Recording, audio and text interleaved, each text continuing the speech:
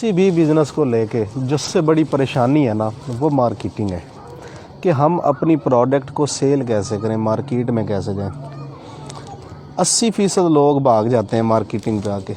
किसी भी चीज़ का प्लांट लगाना, किसी भी चीज़ की प्रोडक्शन करना ये इतनी मुश्किल नहीं है जितना मुश्किल है उस प्रोडक्ट को ले जाके कंपटीशन के दौर में मार्केट में बेच देना। ये बड़ा फ़न है। जब सोना यूरिया पाकिस्तान में आया था ना तो खाद कोई नहीं लेता था। सोना यूरिया सेल अफसर जाके रात के वक्त जिस ज़िम्मेदार की फसल में पानी लगा होता था ना, ज़िम्मेदार से चोरी उसकी फसल में यूरिया डाल आते थे। यूरिया डालने से फसल बहुत अच्छी हो जाती है।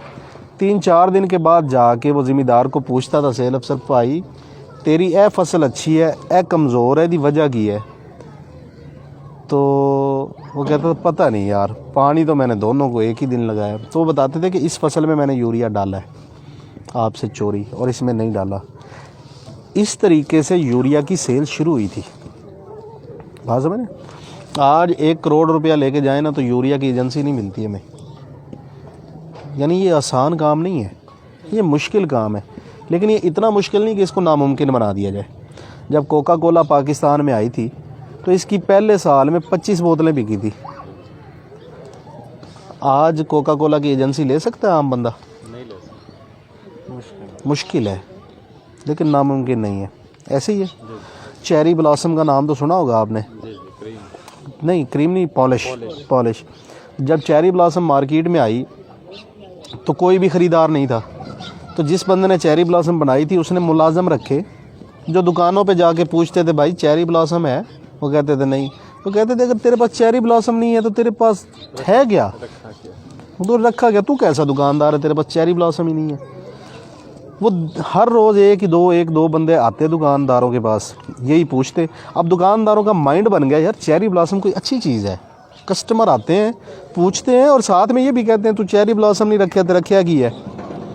तो फिर जब चेरी ब्लॉसम की गाड़ी गुजरती थी ना उनकी दुकान के सामने से, आहिस्ता आहिस्ता वो सारे दुकानदार उसे स्टॉक ले लेते थे। जब ले लेते थे तो फिर कोई गाहक नहीं आता था। गाहक तो उसके मुलाजिम थे। तो जाहिर है कोई भी दुकानदार अपनी दुकान के अंदर एक स्टॉक रख के नहीं बैठ सकता। उन्होंने उसको मजबूरन बेचा, जैसे भी बेचा। तो जब बेचा तो चीज़ अच्छी थी, लोगों ने दोबारा मांगनी शुरू कर दी। तो आज जब भी पॉलिश का नाम जहन में आता है तो पहला नाम हमारे जहन में आता है चेरी ब्लॉसम। ऐसी शुरुआत हमेशा मुश्किल होती है, लेकिन कहीं ना कहीं से कभी ना कभी करनी पड़ती है।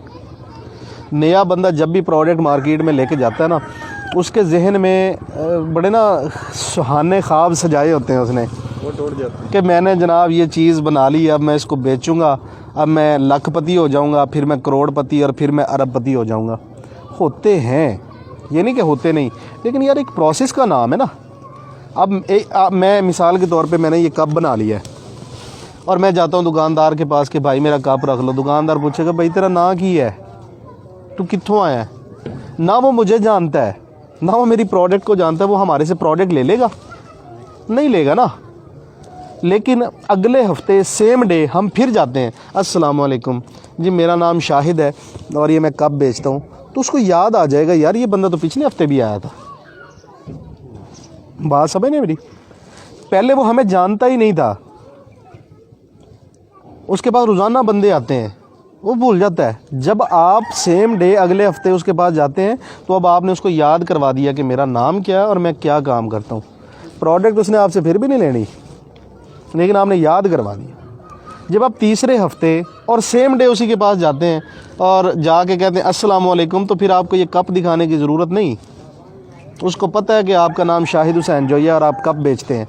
मतलब इंट्रोड्यूस हो गया, आपने अपने आप को इस्टेब्लिश कर लिया है कि आपका नाम शाहिद है और आप कप बेचते हैं।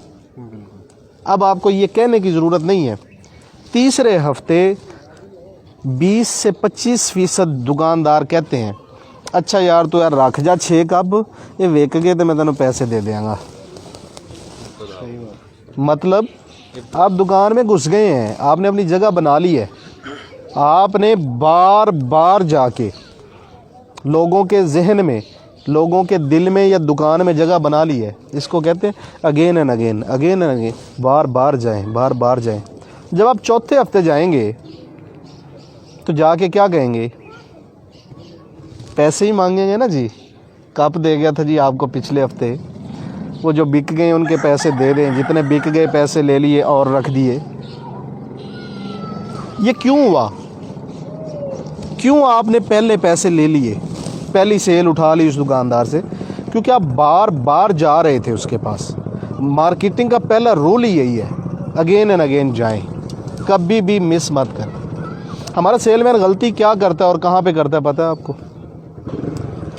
एक बंदे के पास वो जाता है, उससे बातचीत करता है, प्रोडक्ट उसको देने की कोशिश करता है, वो नहीं लेता तो नया बंदा दोबारा नहीं जाता। यार मैं पहले भी गया सी, ये तो साढ़े को चीज़ लेना ही नहीं, साढ़े कप खरीदता ही नहीं। वो ले या ना ले, आपने जाना ज़रूर है। अगर आप एक दिन में 20 दुकानें करते हैं तो अगले हफ्ते उसी दिन में 20 ही दुकानें करेंगे आप। ये नहीं कि 18 कर लें, 2 का रवैया अच्छा नहीं था तो आपने कहा नहीं यार इनके पास नहीं जाना। फिर होता क्या है, दुकानदार के पास आप ये चीज़ रख देते हैं। अब दुकान तो बहुत बड़ी है और दुकानदार 2 से 3 घंटों में थक जाता है। कितनी देर खड़ा रह सकता है दुकानदार या सेल्समैन?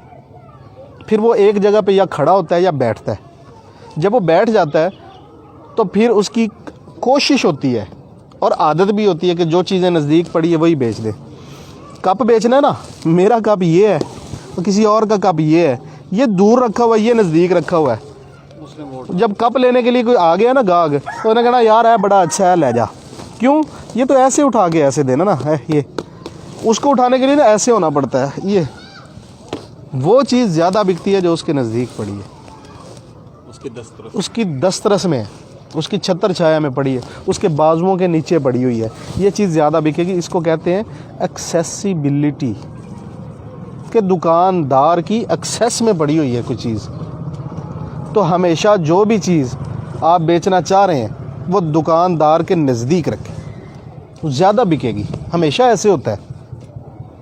फिर क्या होता है, जब दुकानदार चीज़ें बेच रहा होता है, बैठा होता है, तो फिर कस्टमर आता है दुकान में। वालेकुम अस्सलाम। कस्टमर जब दुकान में आता है तो कस्टमर यहाँ देख रहा होता है। इसको कहते हैं आई कॉन्टैक्ट लेवल। वो ऊपर सर उठा के नहीं देखता कि ऊपर वाले रैक्स में क्या लगा हुआ है, वो नीचे भी नहीं देखता क्या लगा, वो साइडों पे भी नहीं देखता, वो यहाँ पे देखता है। तो आपने अपनी प्रोडक्ट को दुकानदार के हाथ के नीचे लेकिन कस्टमर के सामने रखना है। वालेकुम अस्सलाम, तशरीफ़ रखिए। इसको कहते हैं विजिबिलिटी। जो चीज़ नज़र आती है वो बिकती है। कहते हैं ना जो दिखता है वो बिकता है।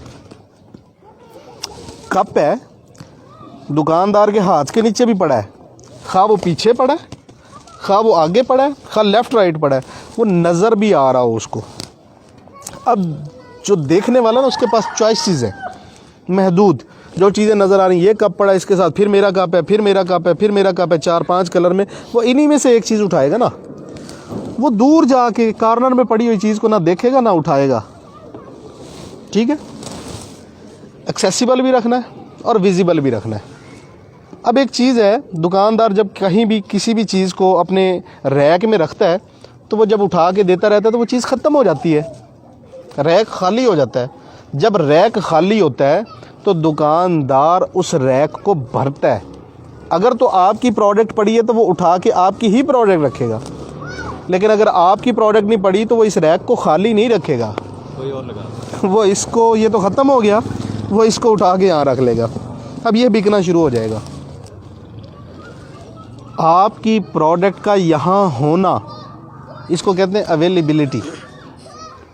आपकी अवेलेबिलिटी गई तो विजिबिलिटी गई, विजिबिलिटी गई तो एक्सेसिबिलिटी गई, एक्सेसिबिलिटी गई तो again and again, again and again सब ख़त्म।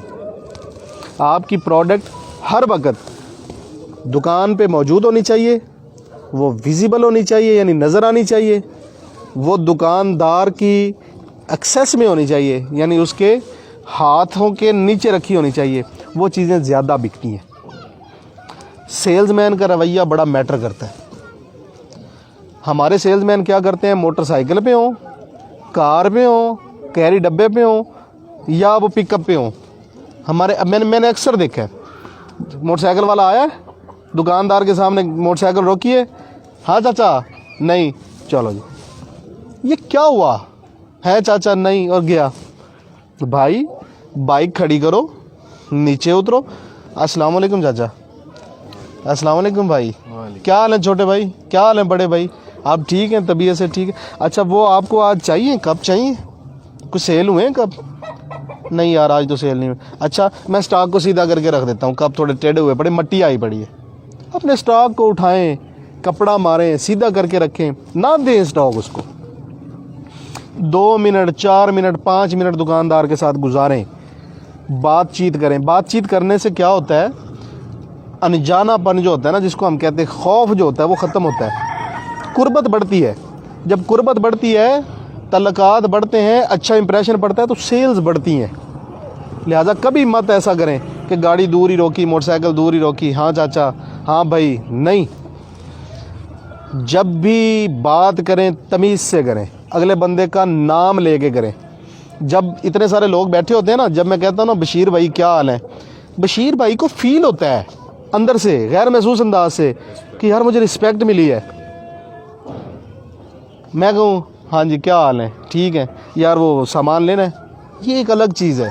और मैं कह रहा हूँ बशीर भाई कैसे हैं आप, ठीक है बशीर भाई, थोड़ा सा सामान दूँ मैं आपको। बशीर भाई अंदर से खुश होते हैं, फील आती है। ये फील दें, फील करें, उसको फील करवाएं कि यार मेरी नज़र में आपकी एक अहमियत है, एक इम्पोर्टेंस है। बात समझ, अहमियत देंगे तो वो आपको अहमियत देगा, आपकी प्रोडक्ट को अहमियत देगा। अगर आप उसको अहमियत नहीं देंगे तो वो आपको अहमियत नहीं देगा। लिहाजा इन चीज़ों का आपने ख़ास ख्याल रखना है बेटे। दुकानदार हमेशा किसी ना किसी परेशानी का शिकार होता है, उसको कोई ना कोई प्रॉब्लम होता है। आप जब उसके पास बैठते हैं तो बोलें कम, सुने ज़्यादा। अच्छा सेल्समैन हमेशा अच्छा सामे होता है। पहले ज़माने में हम कहते थे कि जो ज़्यादा बोलता है वो ज़्यादा अच्छा सेल्समैन है। ये गलत थ्योरी है। जो अच्छा सामे है वही अच्छा सेल्समैन है। ये भाई हैं, ये कप बेचता है कोई और बंदा, ये वाला, और ये कप बेचता हूँ मैं। अब इस कप को लेके इस भाई को क्या प्रॉब्लम्स हो सकते हैं, ये मैं उसी वक्त समझ सकता हूँ जब मैं इनसे बातें करूँगा, इनकी बातें सुनूँगा, ज़्यादा सुनूँगा, कम बोलूँगा। मिसाल के तौर पे जो बंदा इसको ये कप प्रोवाइड कर रहा है वो हमेशा पैसों का तकाजा करता रहता है, यार पैसे दे दो, पैसे दे दो, पैसे दे दो। ये इस दुकानदार का प्रॉब्लम हो सकता है। आप जब समझेंगे कि इसका क्या प्रॉब्लम है तो आप इसको आउट कर सकते हैं। कैसे? आप कहें चाचा जी ए कप ले लो, सुकून नाल जदों होण पैसे दे देना। बात समझ रहे हैं आप मेरी? पैसों का तकाजा आपने भी करना है, ये नहीं कि आपने नहीं करना, लेकिन आप उसकी साइकी को समझें कि वो इरिटेट किस चीज़ से हो रहा है। एक बंदा कप बेच रहा है और कंप्लेन आ रही है कि यार हथी टूट जाती है कप की ना जल्दी, कस्टमर्स आके बता रहे हैं। आपने उसको ये नहीं कहना कि भाई इसको हटा दो। आप उसकी बातों से जब अंदाज़ा लगा चुके हैं कि हथी का प्रॉब्लम है, आप बार बार कहेंगे चाचा जी ऐसी हथी बड़ी मजबूत है। आप ये नहीं कहेंगे कि इसकी हथी कमज़ोर है, मैंने ये समझ लिया, अरे इसकी हथी नहीं टूटेगी, ये मेरी गारंटी है। पैसे तो जो लेने देने हैं ना है ही, लेकिन ये जनाब इसकी हथी की कंप्लेन नहीं आई आज तक। गैर महसूस अंदाज में उसके दिमाग में ये चीज़ बिठानी है कि जो आपका प्रॉब्लम है मेरे पास उसका सलूशन है। आप चीज़ नहीं बेचेंगे, आप अपनी प्रोडक्ट के ज़रिए उस बंदे के प्रॉब्लम का सलूशन बेचेंगे। सलूशन बिका तो ये साहब आउट हैं और ये इन है। प्रॉब्लम कई हो सकते हैं, मैं एक एग्जांपल दे रहा हूँ एक चीज़ को लेके। आप जो भी चीज़ बेचते हैं या बेचना चाह रहे हैं, समझें प्रॉब्लम क्या है। रेट का प्रॉब्लम हो सकता है, बंदे के बिहेवियर का प्रॉब्लम हो सकता है, अवेलेबिलिटी का प्रॉब्लम हो सकता है, या जो है ना मार्केट में से कुछ और भी कंप्लेंट्स आ रही हैं। ABCD समझें, तसल्ली से बातचीत करें, आप सबसे अच्छे सेल्समैन बन सकते हैं। ज़रूरी नहीं है कि आप अनाड़ी हैं तो आप सेल नहीं कर सकते। मेरी ये 5 या 6 बातें याद रख लें, मेहनत शुरू कर दें, 1 महीने में नई प्रोडक्ट लेके नए बंदे हो के आप मार्केट से पैसा उठाना शुरू कर देंगे। और कभी भी ये नहीं होता कि आप पूरी मार्केट को कैप्चर कर लें। हिस्सा बकदरे जुस्सा होता है। जितनी आपकी इन्वेस्टमेंट है उस हिसाब से मार्केट से शेयर उठा लेंगे। पूरी मार्केट नहीं उठा सकते आप, ये कभी नहीं होता। एक बड़ी सी परात के अंदर आप खाना रख दें, एक तरफ चूहे को बिठा दें और एक तरफ हाथी को बिठा दें, खाएं, कौन ज़्यादा खाएगा? हाथी ज़्यादा खाएगा, उसका जुस्सा ज़्यादा है, उसकी इन्वेस्टमेंट ज़्यादा है, उसने मार्केट में पैसा ज़्यादा डाला है, उसने रिसर्च और डेवलपमेंट ज़्यादा की है। चूहा कम खाएगा, जुस्से के मुताबिक खाएगा। हम अपना शेयर उठा सकते हैं। अगर एक करोड़ रुपए की मार्केट है एक कस्बे के अंदर, एक छोटे शहर के अंदर, तो वहाँ पे 10 बंदे काम करने वाले हैं, तो उन 10 बंदों में से हम 1 करोड़ रुपया में से अपना उतना ही हिस्सा उठाएंगे ना जितनी हमारी इन्वेस्टमेंट है या जितनी हमारी मेहनत है। ये तो नहीं हो सकता करोड़ का करोड़ हम ले लें। हम उस करोड़ में से 2 लाख, 4 लाख, 5 लाख, 10 लाख निकाल सकते हैं, और यही मार्केट का असूल है। इससे ज़्यादा हम नहीं उठा सकते। लिहाजा कभी भी दिल छोटा नहीं करना, फेड अप नहीं होना। अपनी प्रोडक्ट को समझें कि ये क्या है, इसके अंदर क्या स्ट्रेंथ है, क्या जान है, इसकी खूबियाँ क्या और इसकी खामियाँ क्या हैं, और उसके बाद मार्केट के इन 6 असूलों को लेकर जाएं। इंशाल्लाह 1 महीने के अंदर आप प्रोग्रेस देखेंगे, आप मार्केट से पैसा उठा रहे होंगे। मार्केटिंग पे कोई सवाल करना हो तो मैं हाजिर। अस्सलाम वालेकुम जी। सर एक सवाल है, डिस्ट्रीब्यूटर को खुद के साथ कैसे जोड़ें? डिस्ट्रीब्यूटर को 2 चीज़ें चाहिए। डिस्ट्रीब्यूटर को 2 चीज़ें चाहिए, प्रोडक्ट की कंप्लेन ना आए और रेट अच्छा हो। डिस्ट्रीब्यूटर को इसके अलावा कुछ भी नहीं चाहिए। उधार जो बंदा ज़्यादा देता है डिस्ट्रीब्यूटर उसी का होता है। आप उधार देने की कैपेसिटी रखते हैं, आप बिल्कुल इन हो जाएंगे, डिस्ट्रीब्यूटर आपको जनाब सर आंखों पे बिठाएगा।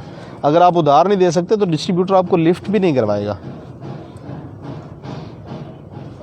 सिंपल, इसमें कोई वो लंबी चौड़ी तमहीद ही नहीं है।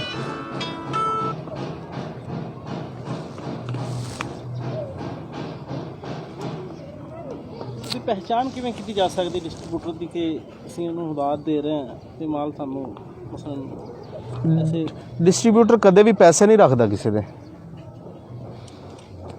डिस्ट्रीब्यूटर ਜਿਹੜਾ ਟਾਈਮ ਦਿੰਦਾ ਉਸ ਤੋਂ 2-4 ਦਿਨ 5 ਦਿਨ ਉੱਤੇ ਥੱਲੇ ਤੇ ਕਰ ਸਕਦਾ, ਲੇਕਿਨ ਇਹ ਨਹੀਂ ਹੋ ਸਕਦਾ ਕਿ ਡਿਸਟ੍ਰੀਬਿਊਟਰ ਤੁਹਾਨੂੰ ਪੈਸਾ ਨਾ ਦੇਵੇ। ਉਹਦੇ ਕੋਲ ਜਿਸ ਟਾਈਮ ਸੇਲਮੈਨਾਂ ਦਾ ਰਸ਼ ਲੱਗਿਆ ਹੁੰਦਾ, ਜਿਸ ਟਾਈਮ ਮਾਲ ਲੈਣ ਵਾਲਿਆਂ ਦਾ ਰਸ਼ ਲੱਗਿਆ ਹੁੰਦਾ, ਉਸ ਟਾਈਮ ਜਾ ਕੇ ਉੱਚੀ ਆਵਾਜ਼ ਨਾਲ ਇੱਕ ਵਾਰੀ ਕਹਿ ਤਾਂ ਦਿਓ, ਉਹ ਭਾਈ ਤੂੰ ਮੇਰੇ ਪੈਸੇ ਕਿਉਂ ਨਹੀਂ ਦਿੰਦਾ? ਡਿਸਟ੍ਰੀਬਿਊਟਰ ਕਹੇਗਾ ਉਹ ਮੇਰੀ ਗੱਲ ਸੁਣ, ਚੁੱਪ ਕਰ, ਇੱਥੇ ਬਹਿ ਚਾਹ ਪੀ। ਉਹਨੂੰ ਆਪਣੀ ਇੱਜ਼ਤ, ਆਪਣੀ ਰਿਪਿਊਟ ਬਹੁਤ ਜ਼ਿਆਦਾ ਪਿਆਰੀ ਹੈ। अगर तुहाड़ी चीज़ ख़राब है वो तुहानू कहेगा भाई तेरी चीज़ ख़राब है, चुक अपनी चीज़ और जा। लेकिन अगर तेरी चीज़ ठीक है ना, तेरा पैसे नहीं रखेगा। अगर ओदी रिप्यूट एक दफ़ा ये बन गई कि लोगों के पैसे खा जाता, किहड़ी कंपनी ओदे नज़दीक लगेगी? ये नहीं हो सकता।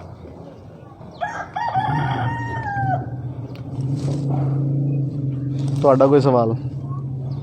चुप कर गए हो, मेहरबानी। एक इंट्रो दे दें जी। Thank you so much sir. जी सर, थैंक यू जी। सवाल जवाब मेरा ख्याल कंप्लीट हो गए हैं। मार्केटिंग का टॉपिक क्लोज़ करते हैं, बाकी चीज़ें स्टार्ट करते हैं।